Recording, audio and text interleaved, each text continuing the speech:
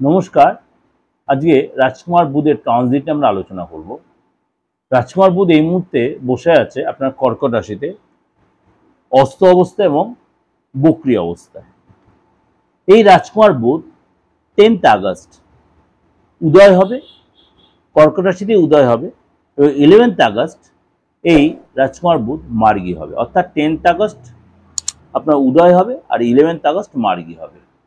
এই সিচুয়েশনে অর্থাৎ একই সাথে অস্ত এবং মার্গী হয়েছিল এবং একই সাথে উদয় এবং অস্ত এবং বক্রী হয়েছিল এবং একই সাথে আপনার উদয় এবং মার্গী হবে। অর্থাৎ এই যে আগামী 30 আগস্ট পর্যন্ত এই যে 20 দিন 21 দিন বা 19 দিন অর্থাৎ কম বেশি 20 দিন আমরা ধরে নিলাম, এই রাজকুমার বুধের প্রভাব আমাদের 12 রাশির উপরে কিন্তু তার পড়বে, ভালো পড়বে মন্দও পড়বে।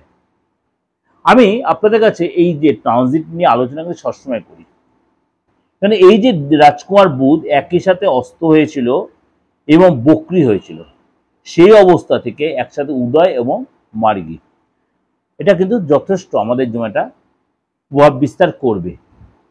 আগামী দিনগুলো মানে কি প্রভাব বিস্তার করবে, কারো ভালোবাসার ক্ষেত্রে, কারো ব্যবসার ক্ষেত্রে, তার চাকরির ক্ষেত্রে, কারোর কেরিয়ারের ক্ষেত্রে, বা কেউ হয়তো কোনো রিলেশনে জড়িয়ে আছে, সেই রিলেশনে যারা কোনো ডিস্টার্ব হয়ে যেতে পারে, দেখা গেলো সেখানে কোনো চাপে পড়ে যেতে পারে।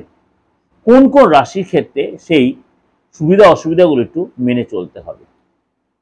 বুধ হচ্ছে বাণীর কারক অর্থাৎ কথাবার্তার কারক গ্রহ।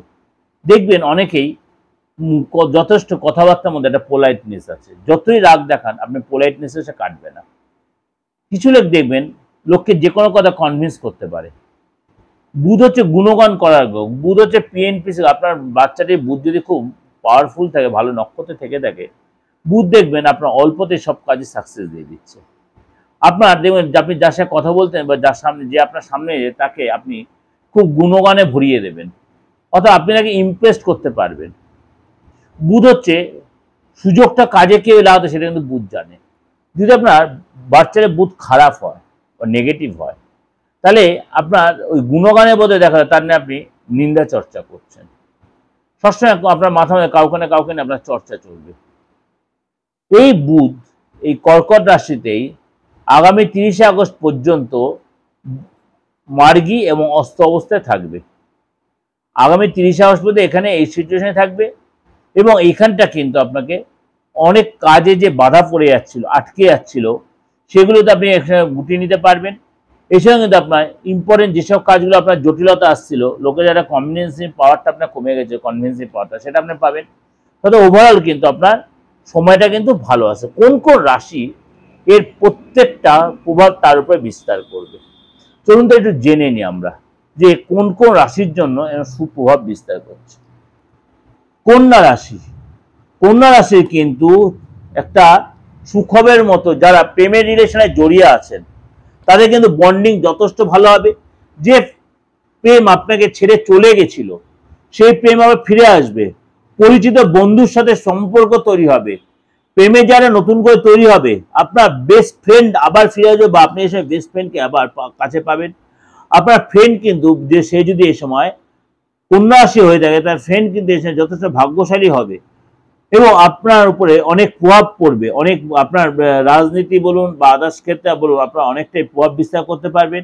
আপনার বন্ডিং যথেষ্ট ভালো হবে। প্রপোজাল আপনি যদি এই মানে কি বলুন ফ্ল্যাট কিনতে যান, ফ্ল্যাট কেনার জন্য যে আপনার প্রপোজাল, সেই প্রপোজালটা অ্যাকসেপ্ট হতে পারে। অর্থাৎ দেখাল আপনার পাওয়ার আপনি উপযুক্ত নয় লোনটা, সেইটা কিন্তু আপনি পেতে পারেন। পুরনো প্রেম আপনার ফিরে আসবে, পুরনো প্রেম ফিরে আসবে এবং নতুন করে আপনার প্রেমের জন্ম হবে। অর্থাৎ আপনার সময়টা কিন্তু যথেষ্ট পেপারে থাকছে। অর্থাৎ আপনি এটাকে প্রপার কাজে লাগান। কন্যা রাশির লোকের, আপনার রাশির অধিপতি আপনার একাদশ হাউস। একাদশের সূর্য মানে কুম্ভ হচ্ছে আপনার বক্রী ও মার্গী, সুতরাং আপনার জন্য যথেষ্ট সুপ্রভাব বিস্তার করবে। আর একটাই বলবো, যোগাযোগ করতে হলে অবশ্যই বুকিং নিয়ে ফোন করে নেবেন। আর ভালো লাগলে অবশ্যই আমার প্রোগ্রাম লাইক করবেন, শেয়ার করবেন। যারা আমার ইউটিউবে দিগদর্শন চ্যানেলে আছে অবশ্যই চ্যানেলটা সাবস্ক্রাইব করে প্রত্যেক আপনি দেখতে পাবেন। আর যারা ফেসবুকের সাথে জড়িত আছেন অবশ্যই চ্যানেলটা ফলো করে প্রত্যেকটা এরকম প্রোগ্রাম আপনি দেখতে পাবেন। ভালো থাকবেন, নমস্কার।